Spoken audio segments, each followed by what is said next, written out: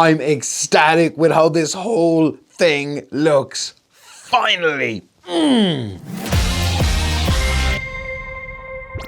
guys, what's going on? Welcome to the vlog. My name is Vic Barry. I work as a creative video director and editor, and I've got an eyebrow. If you're into all things creative video, then please consider subscribing, as we do all things video here, including tips, techniques, tutorials, and lots of video thoughts. So since I have been making videos, I've always kind of struggled with the camera. I've had a Sony RX100 Mark V, which I still absolutely love. I had an Osmo Pocket, which I killed. And most recently, I bought the Sony A6600 as a kind of a studio and vlogging cam, and it is absolutely amazing. However, the lens that comes with it, which is this one, this is a zoom lens. This is the 18-135.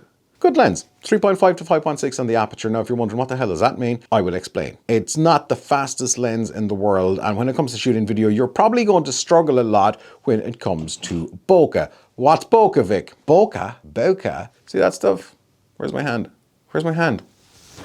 Yeah, there. See that stuff? There. And that stuff? There? Yeah.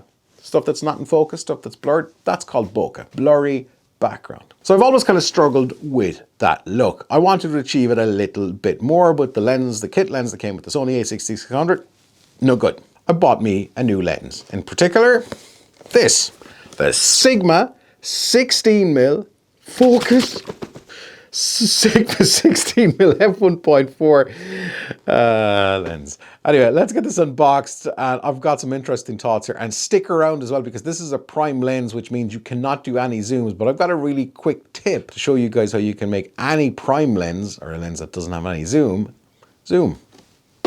Pretty nondescript box. It's a small box. There's not a lot in here. There's a bunch of leaflets and stuff like that well, you probably don't want, or I mean, who really looks, yeah, whatever. Who looks at this kind of stuff? Then we've got this other cardboard box, kind of it's a little bit of a cocoon, very egg cartony in shape and size and texture. Doesn't smell like eggs, but yeah, anyway, inside that is the actual lens. And this lens really has got substantial weight to it. For the price, which is less than 500 bucks, it is incredibly hefty. It feels good in the hand.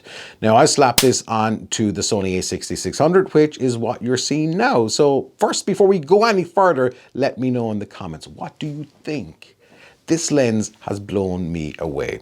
Literally got it this evening, put it on, and just the first couple of messing about with it, I'm blown away. I absolutely love how it looks for the price point. It's incredibly sharp at all apertures. Now, apertures and speed and slow lens and fast lens, what does it mean? The lower the f-stop, so this will go all the way down to f1.4, basically that's going to allow so much more light into the sensor, which means that we'll get this blurry bokeh background going on, but also that the lens will work quite well in low light situations. Now, in this studio space here, I generally kind of have a soft box around here, might have a hair light, I'll have another one or two lights, maybe a fill, just to kind of light me to some degree. So I have this lens going as fast as it can go. It's down to f1.4, and I've got a projector screen there. I have no lights pointed at me. This thing is insane. Let me show you. I have a ring light and I have a soft box, bouncing light off the screen right onto me, and this is how it looks.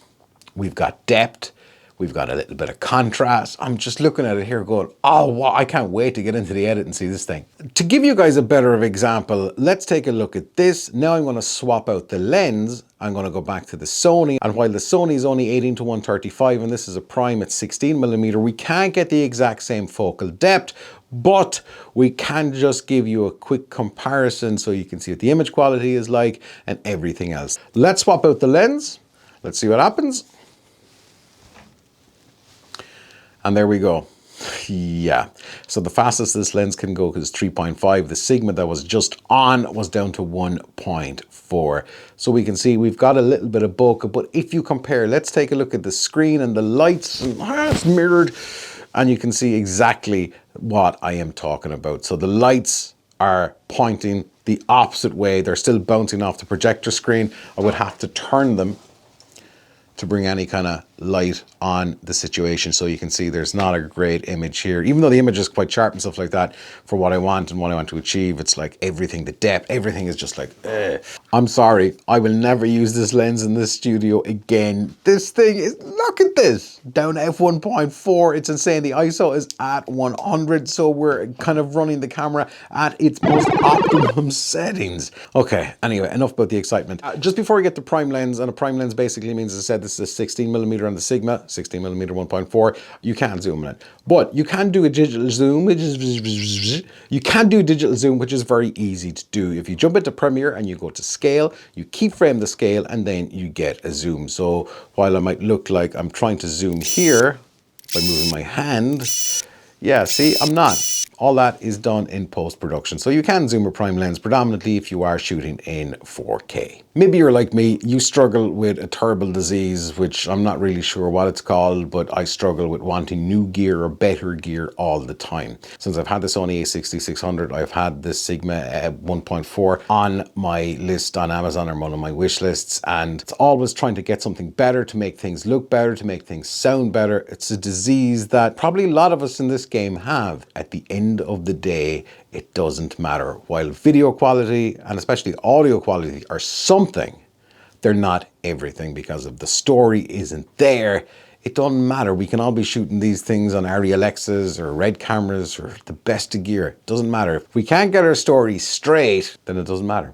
How many people have made it to the end? Did I tell a story in all of this, or maybe I did a really bad job? This lens is insane. It's my new go-to lens, and maybe this channel is your new channel to jump in for all things video. Check out this video here and this playlist here, and I think you're going to get a kick out of it. And maybe hit subscribe as well. We'll see you in the next episode of the vlog on the Sigma 16mm 1.4. Thanks for watching, everybody.